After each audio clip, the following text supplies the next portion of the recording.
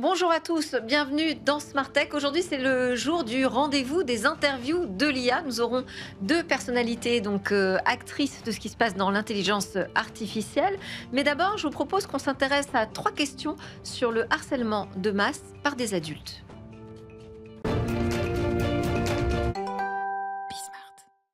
Nous sommes connectés avec Margot, membre du collectif de lanceuses d'alerte mères, mineurs, éthique et réseau. Bonjour Margot, merci beaucoup d'accepter de témoigner. Je sais que vos paroles sont rares dans les médias. Vous documentez les dérives sur les réseaux sociaux, en particulier celles qui sont délétères pour la santé mentale des jeunes, comme l'emprise de certains influenceurs. Je vous avais interviewé une première fois à ce sujet, mais aussi le harcèlement en meute. Et puis ces derniers temps, là, vous enquêtez plus particulièrement sur un phénomène, c'est le rôle des adultes dans ce harcèlement de masse que vous observez. Au départ, vous suivez une affaire en fait autour du décès d'un TikToker. Et qu'est-ce que vous découvrez?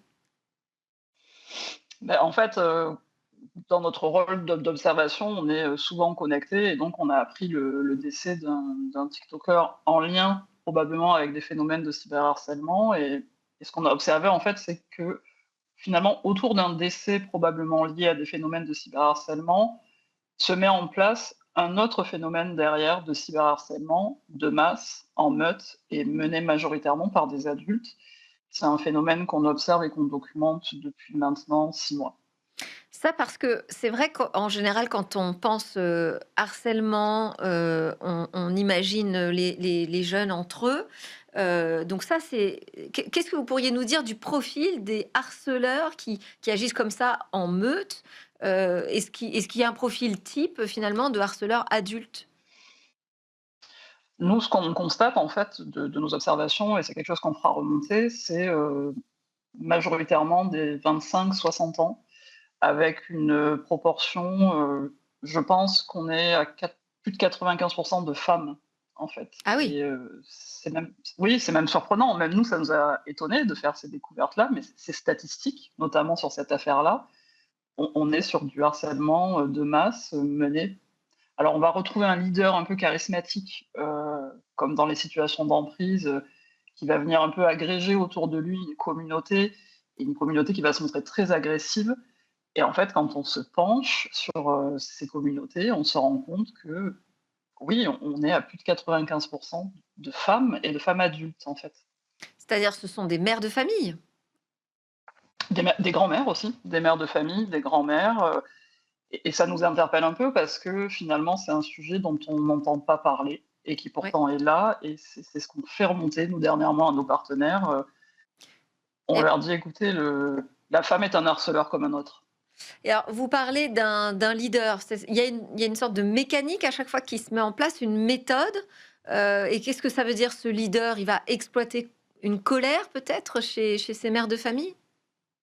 Et ses grands-mères, vous Oui, nous en dites fait, on aussi? va et des grands-mères. Ouais. En fait, on va retrouver un peu des mécanismes qu'on a pu observer, sur l'influenceuse Ophénia, par exemple, où on a un leader charismatique, qui veut défendre une cause, ce qui en soi est très louable, hein, de défendre une cause, mais par contre, les méthodes qui vont être utilisées vont être très discutables et souvent on retrouve, voilà, les mêmes mécanismes. On se retrouve sur des canaux privés très peu modérés, type Telegram.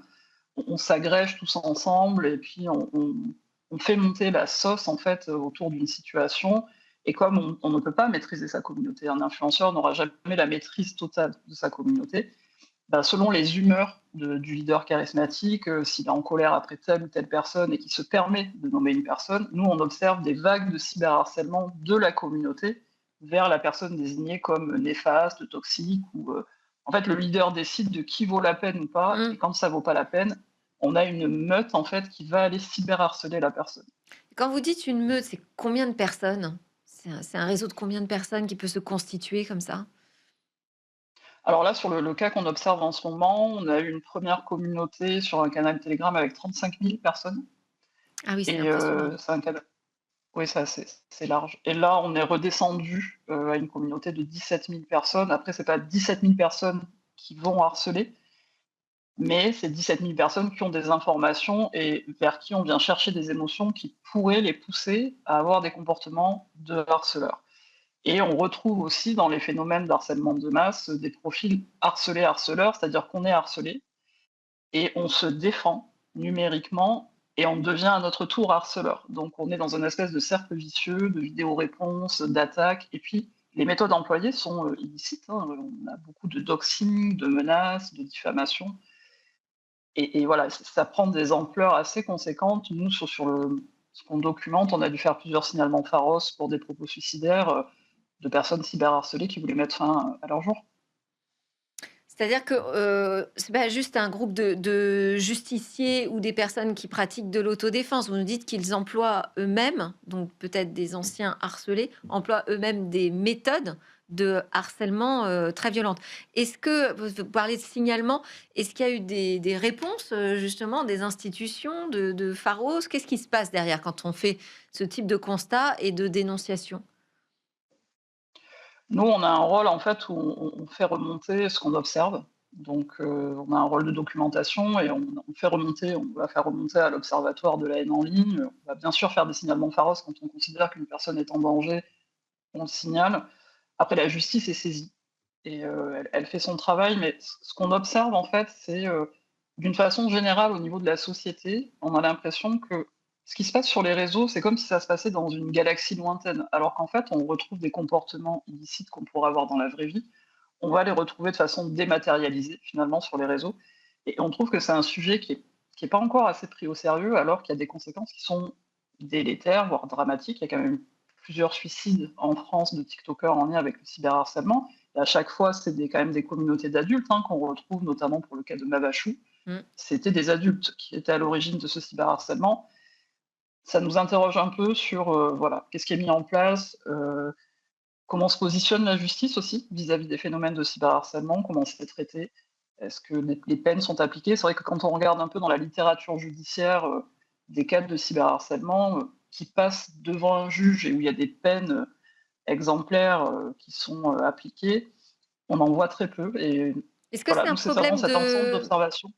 justement, parce que vous faites un travail de documentation pour peut-être répondre à un problème de preuve, c'est ça? C'est difficile de réunir des preuves? Bah, pour le coup, les preuves, elles sont quand même assez, c'est quand même flagrant ce qui se passe sur Ouais. les réseaux. Vous pouvez l'enregistrer, ça existe. Les plateformes ont des serveurs où vous pouvez remonter, les informations.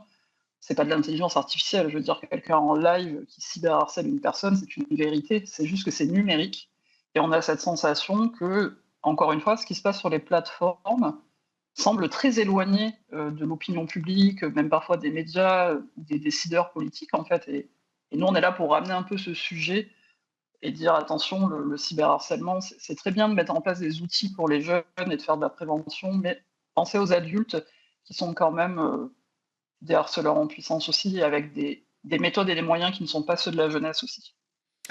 Et les plateformes, elles, apportent une réponse? J'ai peur de votre réponse d'ailleurs.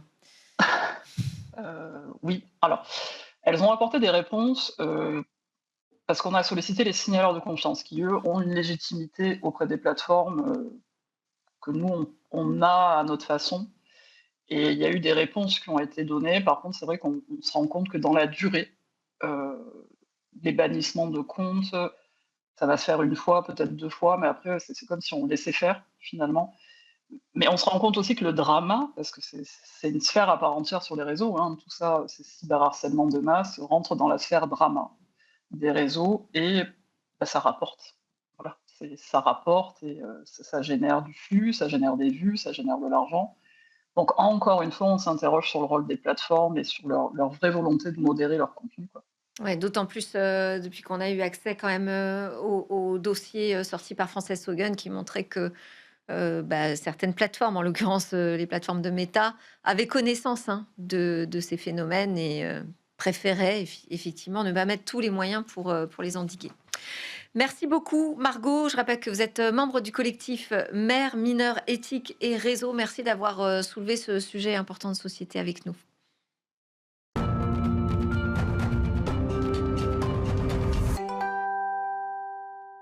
C'est parti pour les interviews de l'IA, votre rendez-vous avec les acteurs qui font l'actualité dans le domaine de l'intelligence artificielle. On a aujourd'hui autour de la table François-Aymeric Chaban, qui est le cofondateur et le CTO d'Eliot, application de soutien scolaire. Et avec nous également Stan Massueras d'Eleven Labs. Bonjour, bienvenue à tous les deux. On va commencer ensemble. Stan, vous dirigez la stratégie commerciale de l'entreprise au niveau européen, notamment sur son développement auprès des grands comptes.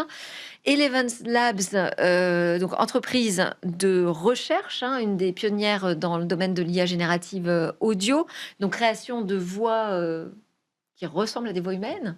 Oui, des voix humaines, des voix qui humaines, sont, mais qui ensuite sont passées dans un moteur et qui permettent donc de faire des interactions avec ces IA de manière vocale, qui est l'interface, j'imagine, selon vous, la plus prometteuse, la plus naturelle pour demain.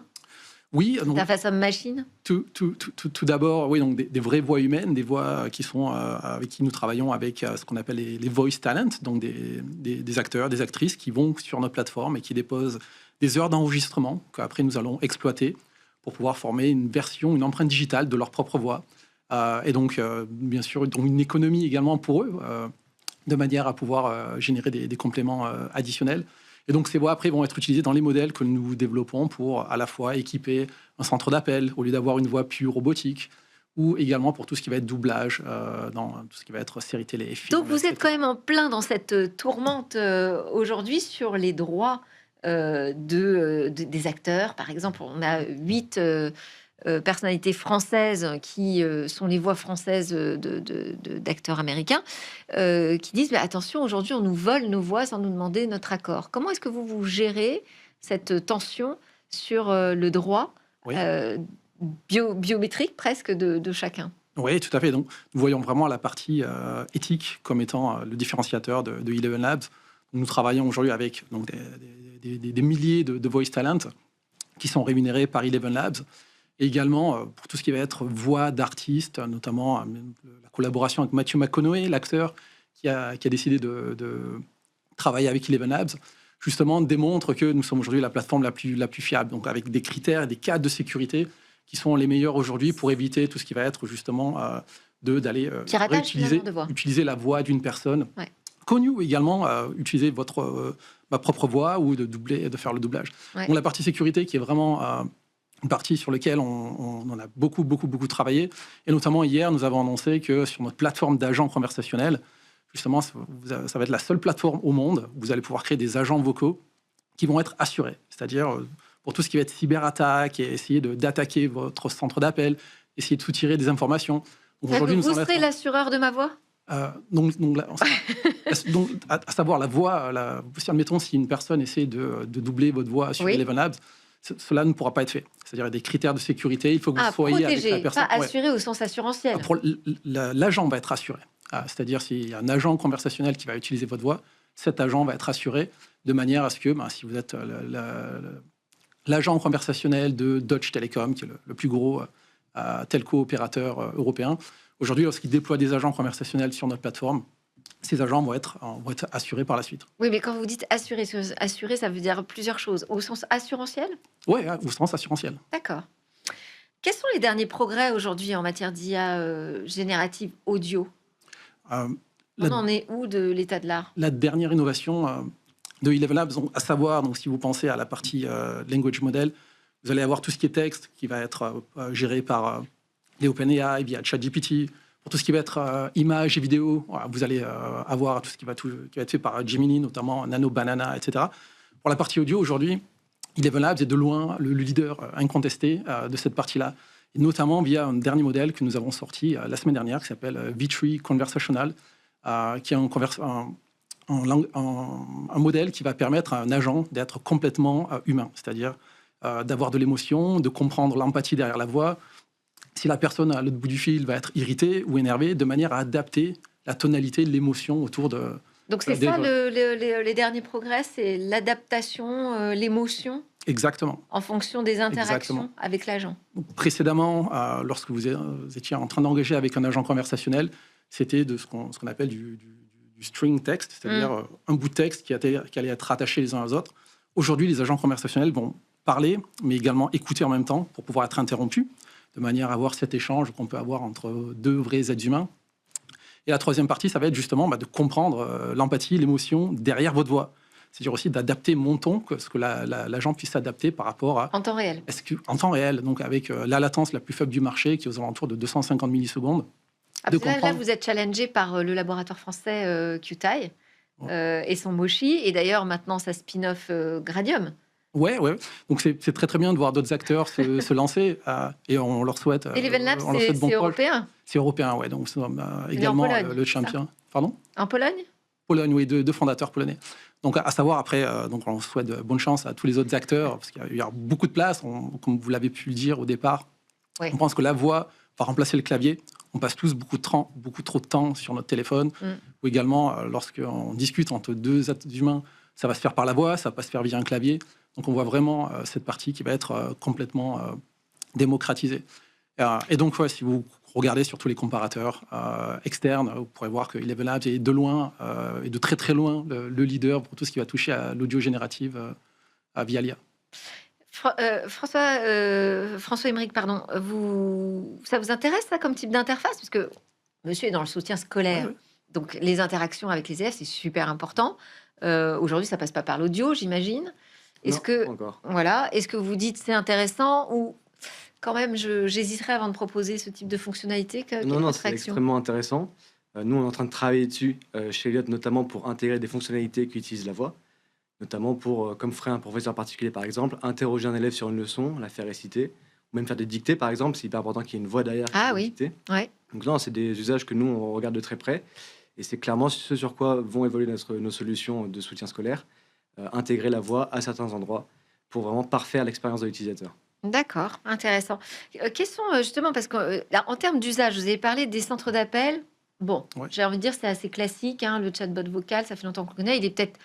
Il est largement perfectible, mais on connaît cet usage. Qu'est-ce qu'on a d'autre comme usage là? On a un exemple, par exemple, dans le soutien scolaire. Ouais. Qu'est-ce que vous imaginez d'autre? Donc l'éducation, qui est une partie assez importante. Notamment, il y a de très belles choses qui sont faites par des entreprises comme Maki People, qui va justement créer des agents conversationnels via notre plateforme pour pouvoir aller former des entreprises françaises lorsqu'elles embauchent des nouveaux employés, pour les former, pour s'assurer qu'ils soient certifiés, et surtout près des nouvelles générations qui ont plus l'habitude de formats très très courts et conversationnels, plutôt que d'être en classe et en format d'examen à l'écrit, d'avoir justement cet échange avec une vraie personne au téléphone ou via une application mobile. Donc la partie Une vraie éducation, pardon ? Une voix, vous voulez dire? Une voix, Ouais. voix, mais qui va être interactive et qui Ouais. va comprendre les questions et qui va savoir passer d'un sujet à un autre d'une manière très très fluide. Il y a également toute la partie, tout ce qui va être entertainment, également qui est assez importante, notamment développer des personnages de jeux vidéo, c'est-à-dire au lieu d'avoir un personnage dans un jeu vidéo qui va être statique et qui va avoir le même script, de pouvoir interagir avec lui ou elle. Notamment ce que nous avons pu faire dans Fortnite récemment, où le personnage de Darth Vader, notamment, est développé sur notre plateforme. Également, avec l'accord de l'acteur qui a fourni la voix pour Darth Vader, on a travaillé avec son estate pour pouvoir cloner la voix et puis pouvoir l'intégrer dans le jeu vidéo avec les éditeurs du jeu vidéo. Et après, il va y avoir tout ce qui va être graviter autour de la partie interne d'une entreprise. C'est-à-dire qu'aujourd'hui, si vous avez une question auprès de vos ressources humaines, au lieu d'envoyer un ticket, au lieu d'envoyer un email, j'appuie sur un bouton, je pose ma question et j'ai la réponse en temps réel. Donc il y a énormément de cas pratiques qui peuvent être déployés au sein d'une entreprise. Et vous travaillez quand même en particulier sur la partie audio, sur la partie voix de ces IA génératives. Ça n'enlève pas toute la complexité pour fournir des bonnes réponses et pour que ces IA génératives soient pertinentes. Donc vous utilisez vos propres modèles ou des modèles déjà existants? Oui, donc pour la partie vraiment la génération de la voix, donc ce qu'on appelle le text-to-speech, Oui. et le speech-to-text, donc comprendre la question. Donc là, on va utiliser nos propres modèles. Après, pour ce qu'on appelle le cerveau de l'agent, Oui, on va se connecter sur le LLM qui va être choisi par l'entreprise. par l'entreprise. Là-dessus, on va être agnostique. Donc, s'ils décident d'utiliser un modèle de chez Mistral, comme un modèle de chez Anthropic, comme un modèle de chez OpenAI, ça va être Donc faisable. ça vient en surcouche, en fait, dans la Exactement. partie audio, se greffe sur n'importe quel type de Exactement. LLM. Intéressant. Vous avez des questions là-dessus, peut-être, puisque ça vous intéresse de développer cette partie? Non, c'est bon, pas pour l'instant. Il est Mais, très clair. Très, très clair. Alors, on passe à vous, François-Aymeric Chaban, donc cofondateur et CTO d'Eliot, pardon, une application de soutien scolaire propulsée par l'intelligence artificielle. Donc, vous accompagnez les élèves dans leur révision pour faire leurs devoirs. L'idée, c'est quoi? C'est de permettre de rendre cet accompagnement plus personnalisé? Ouais, alors l'idée au départ, c'était vraiment de C'est de s'adapter à l'élève à son Exactement. niveau? c'est de reproduire l'accompagnement d'un professeur particulier traditionnel. Aujourd'hui, 1 heure de cours particulier, c'est extrêmement cher. Il y a énormément de familles qui ne peuvent pas se le permettre. Ouais. Pour une seule matière, c'est en moyenne entre 30 et 40 euros pour 1 heure. Et généralement, pour aider un élève, c'est pas 1 heure qu'il faut, c'est 10, 20, 30 heures. Donc ça fait des budgets trop importants pour la majorité des familles françaises. Donc nous, quand on a vu l'IA arriver, on s'est dit, ça va être un outil extraordinaire pour lutter contre ces inégalités et donner à chaque élève une solution de soutien scolaire qui ne sera pas aussi parfaite pour l'instant qu'une heure de cours traditionnelle, mais le but, c'est qu'elle s'en rapproche le plus possible et que moi, tous les élèves peuvent y accéder. Donc, d'abord, le premier objectif, c'est vraiment démocratiser le soutien scolaire. Exactement. Que chaque élève puisse avoir chez lui une solution pour l'aider à, en effet, réviser ses contrôles, comprendre ses cours, faire ses devoirs, Ouais. Tout en leur fournissant une IA qui est pédagogique, c'est-à-dire qui ne fait pas à leur place, qui est cadrée et centrée sur le programme scolaire français, ce qui est bien important, voilà, qui soit là pour aider à comprendre, bienveillante, encourageante, qui ne perd pas patience. Et alors, ma question sur la personnalisation, parce que moi, j'entends quand même beaucoup ça. L'IA, ça permet quand même d'avoir une approche plus personnalisée auprès des élèves. Oui, en effet. Déjà, l'IA va être au courant de, en premier lieu, qui est l'élève, en quelle classe il est, dans quelle école il est, ce qu'il aime faire, ses centres d'intérêt, par exemple. Mais après, c'est surtout au fur et à mesure des interactions avec cet élève-là qui va comprendre quelles sont ses faiblesses en mathématiques, quelles sont ses forces, comment est-ce qu'il travaille, comment est-ce qu'il aime travailler, quelles sont les méthodes d'enseignement et d'apprentissage qui permettent à l'élève d'avoir les meilleurs résultats. Du coup, il va pouvoir s'adapter en temps réel et après construire des programmes de révision en tenant compte de tout ce qu'il a pu récolter sur l'élève pour avoir en effet l'accompagnement qui soit le plus Et parfait quand vous possible. dites, par exemple, dans quel établissement scolaire il est, en quoi c'est intéressant, ça? C'est intéressant pour des raisons de niveau. Il y a des établissements scolaires qui n'ont pas le même niveau, il y a des établissements scolaires qui n'ont pas les mêmes attentes. Et du coup, nous, ça Donc, nous donne vous certaines servez de informations. classement, c'est ça? Oui, par exemple, on sert de classement. Et aussi, Mais nous, vous au fur et à ne mesure- chargez pas le programme scolaire du professeur Non. en question. Non, pas Ça en va pas question. jusque-là, Non, quand non, même. nous, on a construit avec des professeurs un programme scolaire français que nous pouvons donner à Eliot. Et autre fonctionnalité dans l'application, c'est que maintenant, l'élève peut directement intégrer et envoyer son cours à Eliot, que ce soit son cours manuscrit, soit sa prise de D'accord. notes, son cours de son professeur. Et Eliot va lui générer des programmes de révision avec des fiches de révision, des flashcards, des quiz, des interros, des exercices, pour que l'élève soit le mieux préparé possible à son contrôle, avec tout un ensemble de fonctionnalités. Quand vous parlez justement de rendre plus accessible financièrement l'accès à l'aide aux devoirs, ça veut dire que c'est une appliquée quoi, gratuite, pas trop chère Alors, on a une version gratuite. Quel est votre business model finalement? Donc nous, en fait, on a une version gratuite, ce qui était hyper importante pour nous dès le début, qui permet à l'élève d'avoir toutes les fonctionnalités de l'application, mais avec des limites d'utilisation quotidiennes. Donc, par exemple, ça va être une fiche de révision par jour, une aide de devoir par jour, 20 messages envoyés à l'élève par jour. Et à côté de ça, C'est un modèle freemium en exactement. fait. Et à côté de ça, on a un abonnement qui est en moyenne à 10 euros par mois, donc beaucoup moins cher qu'une heure de soutien scolaire traditionnel. Ouais. Et qui, en fait, il n'y a pas de différence de fonctionnalité, c'est juste que les usages sont illimités. Moi, j'avais reçu Naël Amamed, co-dirigeant du cours Legendre, qui nous a parlé de son tuteur Legendre. Il travaille avec vous, c'est ça, avec Exactement. votre technologie. Il le présentait comme un accompagnement aussi du professeur qui vient faire le soutien scolaire, pas Oui. uniquement, pas en remplaçant Ouais. en fait. Non, c'est un très bon cas d'usage. C'est pour ça aussi qu'on s'est rapproché d'eux et qu'on a construit du coup leur solution avec eux en se basant sur nous, notre technologie Eliot. Eux ont identifié en effet cette partie application de soutien scolaire IA comme accompagnant après une session ou en amont d'une session de travail avec Oui. un professeur particulier. Et c'est encore qu'au tout début, il y a encore plein d'autres cas d'usage qui peuvent être utilisés. Alors, ou même question, inventés. même question. Qu'est-ce que vous imaginez comme type d'usage, comme nouvel usage? Par exemple, en cas de support d'un professeur particulier traditionnel, il y a toute la partie où, après une session, par exemple, on peut enregistrer la session de l'heure de travail de soutien scolaire, et après, en fonction, avoir une IA qui va venir analyser et ressortir des exercices, par exemple, de remédiation, ou des points du cours qui ont été moins bien compris, pour qu'en fait, l'élève ait, à la fin de son cours, des quiz, des flashcards, une fiche de révision, sur tous les points qu'il aborde avec Vous le professeur travaillez de particulier. plus en plus tous ces élèves-là. C'est sûr. Ce que je trouve qui est très très bien dans ce que vous faites aussi, c'est également le support additionnel pour les personnes qui peuvent être neurodivergents avec la dyslexie notamment, Ouais, exactement. de manière à aller un petit peu plus en profondeur, des parcours d'éducation qui vont être complètement adaptés. Également la partie sonore qui peut être dans l'éducation pour les personnes qui ont du mal à lire.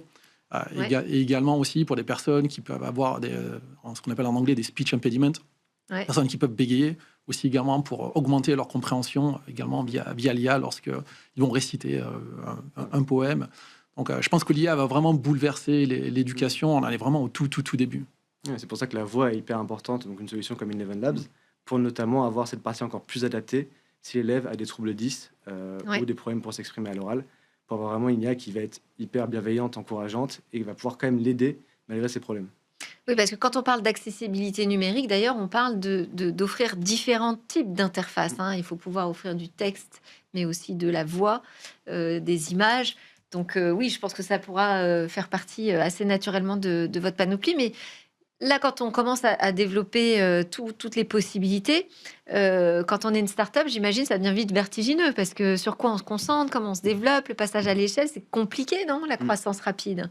Oui, non, c'est très dur, mais nous, vraiment, notre focus chez Elliott, c'est les élèves. Donc, on est vraiment beaucoup en contact avec eux. C'est eux qui nous demandent la plupart de toutes nos fonctionnalités, elles viennent d'eux, quasiment. Notamment, je parlais de la dictée avec la voix, c'est beaucoup d'élèves au collège qui nous demandent ce serait génial qu'Elliott puisse m'interroger ou puisse me faire une dictée et me corriger après. Donc, les élèves sont très créatifs, C'est une super ont idée. beaucoup d'usages Bien et sûr. ont beaucoup d'idées pour améliorer la solution. Donc, oui, c'est vertigineux. Mais en après, effet. vous, comment vous financez ces développements? À Euh, partir simplement des abonnements Ouais, premium? exactement, c'est ça. Mm. Donc c'est aussi le business model qu'on a choisi qui nous permet de financer le développement de nouvelles fonctionnalités. On fait tout en interne chez Elliott. Et vous, technologiquement, moi, je posais la question justement des dessous technologiques, je vous la pose également. Vous travaillez à partir de quel moteur? Est-ce que Alors on utilise, vous utilisez des LLM déjà Ouais. existants? oui, bien sûr, c'est beaucoup trop cher de développer ses propres LLM. Donc on utilise en effet des modèles existants. En termes d'acteurs qui nous les fournissent, ça va différencier en fonction des usages. Il y a certains modèles qui vont être plus performants sur, par exemple, la génération de fiches de révision, d'autres qui vont être plus performants sur juste la partie chat. D'accord. Et puis en fait, les modèles changent toutes les 2 semaines ou tous les mois, il y a des nouveaux modèles qui sortent. Donc chaque fois, on reteste, on voit le meilleur et on re-switch pour avoir toujours le meilleur modèle pour les élèves. Mais vous, ensuite, comment vous le personnalisez? On Comment vient vous personnaliser. Vous Ouais. l'adaptez à votre solution? Alors on vient bien sûr déjà, le cadrer, donc avec nous, nos documents du programme scolaire français qu'on a co-construit avec des professeurs, on vient fournir ça à ce modèle-là et le réentraîner en moindre mesure dessus. D'accord. Et puis il y a tout un tas de règles qu'on lui impose pour qu'il reste pédagogique, pour qu'il se comporte comme un vrai tuteur et pour pas que l'élève puisse par exemple utiliser Elliott pour demander une recette de cuisine, pour demander un résultat du match de foot. Le but, c'est que dès que l'élève veut sortir du contexte scolaire, Elliott lui dit on est là pour réviser les mathématiques, on est là pour réviser l'histoire, on se concentre. Ça, c'est important, ouais, de pouvoir avoir le contrôle. Et les parents, ils en pensent quoi? Les parents sont fans aussi. Nous, en fait, dans Ok. l'application, il y a à la fois la partie pour les enfants, mais les parents peuvent aussi créer leur compte, créer leur famille et en fait suivre toutes les activités des enfants. Donc nous, après chaque activité, Elliott fait un résumé à l'enfant et un résumé aux parents avec ce qui a été fait, ce qui a été bien fait, les points à améliorer, les points qui ont été très bien maîtrisés. Et donc ça, le parent a un accès directement à toutes ces informations-là. Ça permet aux parents qui veulent suivre de près, on va dire, l'évolution scolaire de leurs enfants, d'avoir toujours la bonne information. Bon, et ben peut-être que vous travaillerez ensemble, hein, qui sait? Ouais, on espère. J'espère. On fait des rendez-vous d'affaires maintenant nous, dans Smartech.